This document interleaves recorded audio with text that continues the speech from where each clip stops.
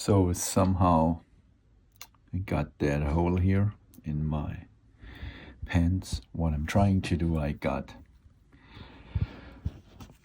this thing here because I donated something to the animal shelter, well, which we do frequently, but apparently you can iron this on here, and so that's maybe at least a temporary fix.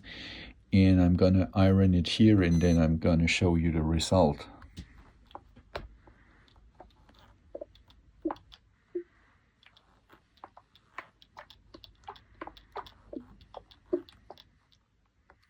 Okay, I'm done with the iron. Didn't cover the whole thing, and it's still warm. Now let's turn it around. And it looks something like this from the other side. I'm pretty sure it doesn't hold too long. Let's see when we wash it how it works, but at least for today we fixed it.